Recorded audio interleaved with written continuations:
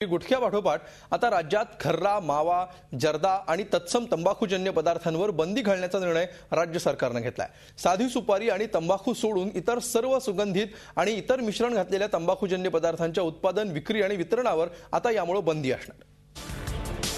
गुटखा बंदीनंतर सरकारचं पुढचं पाऊल, आता मावा, खर्रा आणि सुगंधित सुपारीवर बंदी। वर्षभरापूर्वी राज्यात गुटखा बंदीचा निर्णय जाहीर केल्यानंतर राज्य सरकारनं आणखीन एक पाऊल पुढे टाकलंय। सहज आणि कमी किमतीत उपलब्ध होणाऱ्या गुटख्याच्या सेवनाची चटक शालेय विद्यार्थ्यांनाही लागली होती। मात्र गुटख्यावर बंदी घातल्यानंतर हाच तरुण वर्ग मावा, खर्रा आणि सेंटेड तंबाखू आणि सुपारीच्या व्यसनाकडे वळला होता। आता राज्य सरकारनं या सर्व तंबाखूजन्य पदार्थांवर बंदी घालण्याचा निर्णय घेतलाय। गुटखा बंदीनंतर मावा, खर्रा आणि सुगंधी सुपारीची मागणी वाढली होती। सुगंधी तंबाखू, चुना आणि सुपारीच्या मिश्रणापासून तयार केल्या जाणाऱ्या पदार्थाला काही भागात मावा तर विदर्भात तो खर्रा नावानं ओळखला जातो।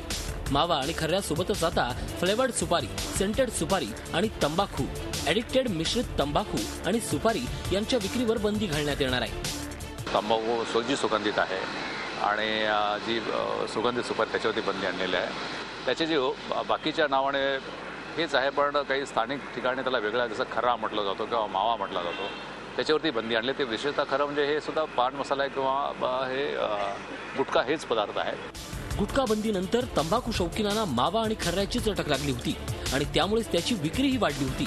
पण आता सरकारने त्यावर बंदी घालण्याचा निर्णय घेतलाय। मात्र त्यामुळे मावा, खर्ऱ्याच्या विक्रीवर खरंच लगाम लागणार का, हाच खरा प्रश्न आहे। कारण राज्यात गुटखा बंदी असतानाही 22 कोटी रुपयांचा गुटखा जप्त करण्यात आला, त्यातील 12 कोटी रुपयांचा गुटखा नष्ट करण्यात आलाय। बाहेरील राज्यातून हा माल छुप्या पद्धतीने राज्यात विक्रीसाठी येत असल्यानं त्याला प्रतिबंध घालणं सरकारला अवघड जातंय। त्यामुळेच देशभर गुटखा बंदी व्हावी यासाठी राज्य सरकारनं प्रयत्न चालवले आहेत। गुटख्यावरील बंदीनंतर राज्य सरकारने आपला मोर्चा खर्रा, मावा आणि जर्दाकडे वळवलाय। गुटख्यावरील बंदीनंतरही राज्यभरात गुटखा सर्रासपणे विकला जात होता, परंतु आता यापुढे या निर्णयाची काटेकोरपणे अंमलबजावणी करण्यासाठी राज्य सरकारला कठोर पावलं उचलण्याची गरज आहे। व्हिडिओ जर्नलिस्ट प्रशांत कोचरेकरसह Deepak Batuse, Zee media, Mumbai. Zee 24 तास, एक पाऊल पुढे।